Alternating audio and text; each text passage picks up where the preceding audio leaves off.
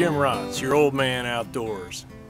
It's another dreary winter day here in Ohio, so I've dug through my photo file and found shots from my thru hike of the Colorado Trail.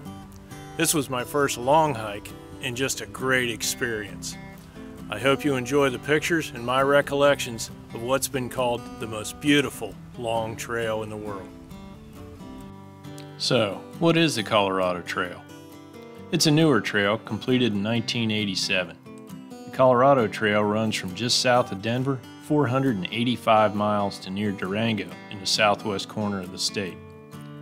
When people think of long hikes, they often think of the AT, but this is a different type of hike. If you want to stay in a shelter on the Colorado Trail, you need to bring one with you. I recommend a self-standing tent. It gets rocky in places, making it difficult to sink a bunch of stakes.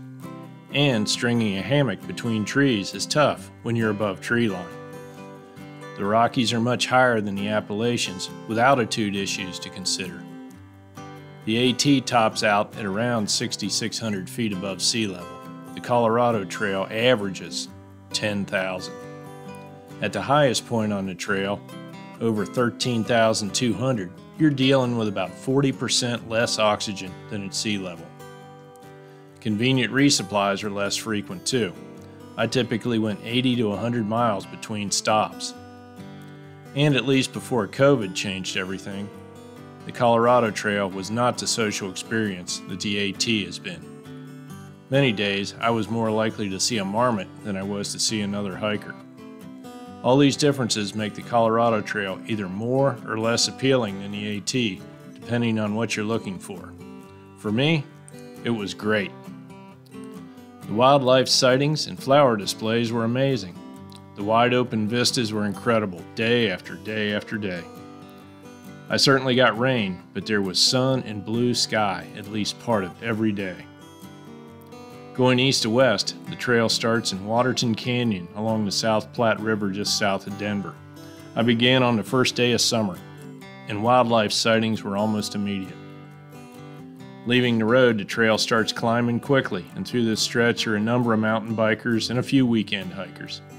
But within a few hours, I already had my first views of the major mountains in the distance. This was to be my future. By day 2, I'd already climbed higher than the highest spot on the AT, and I'd stay that way through the entire finish of the trail. The stretch where there was massive wildfires 18 years ago, and for miles along here, there are no trees. By day 3, I entered the Lost Creek Wilderness area, the first of 6.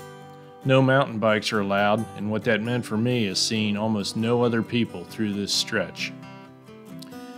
It may have been my timing being one of the first thru hikers of the season, but there were amazing displays of wildflowers along the entire trail. At elevations between 9,000 and 11,000 feet, often hiked through huge groves of aspen with more wildflowers. Wildlife was fairly prevalent along the trail, from smaller guys like this chipmunk up to bigger mammals.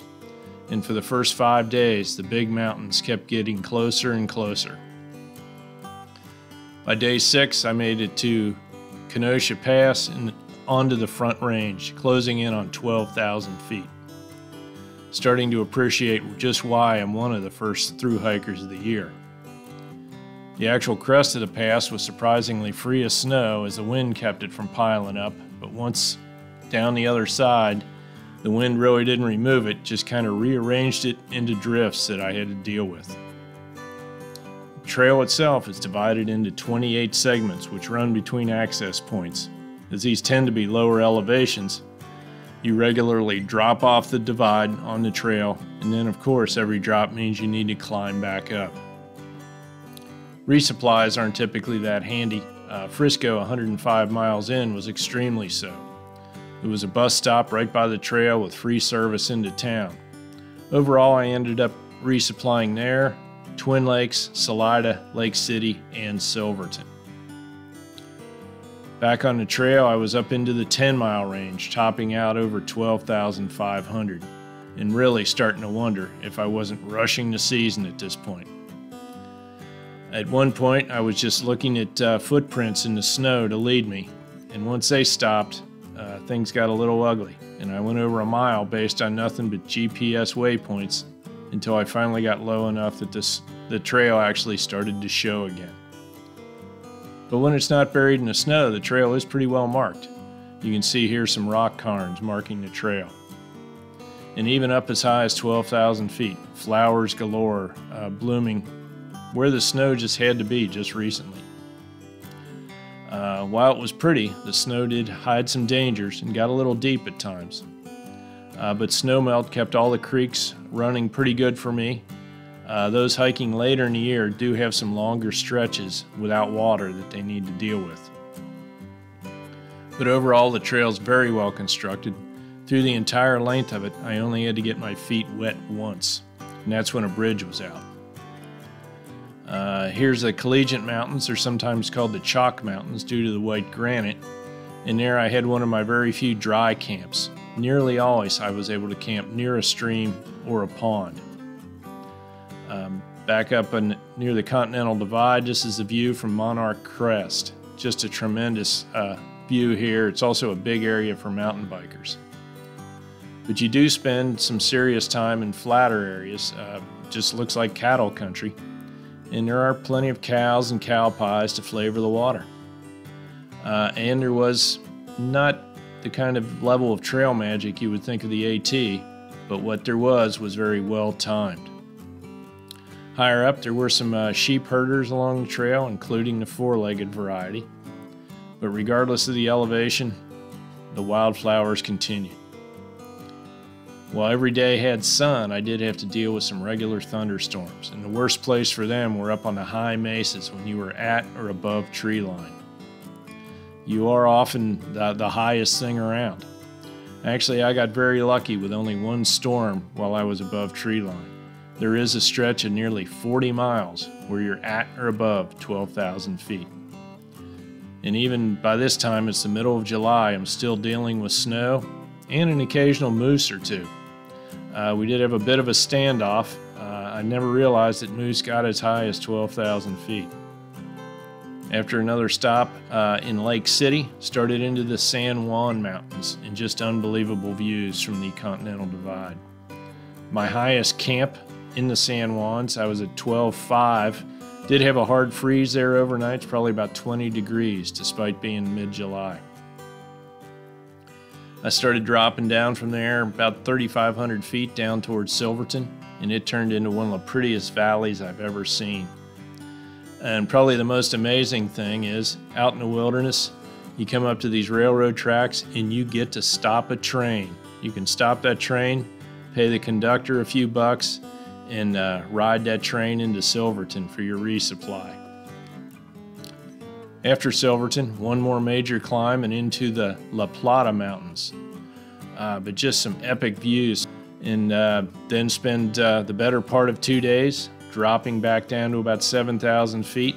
And after 32 days from starting, finished the trail with several new friends, headed into Durango, and there's some free Colorado Trail Ale for thru hikers. Overall, this trail is doable. It's a heck of a challenge, but it is doable. And the hike reminded me of a quote by Daniel J. Rice. If you have not touched the rocky wall of a canyon, if you have never heard a rushing river pound over cobblestones, if you've not seen the tree line recede to the tops of a bare-crested mountain, if you have not looked into a pair of wild eyes and seen your own reflection, please, for the good of your soul, travel west.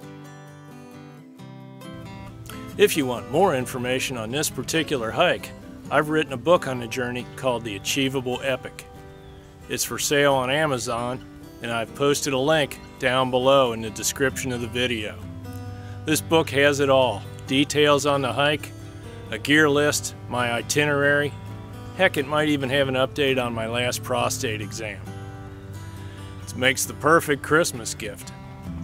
Also, if you want more of my take on hiking and backpacking throughout the U.S., please hit the subscribe button. In the meantime, take care and keep hiking.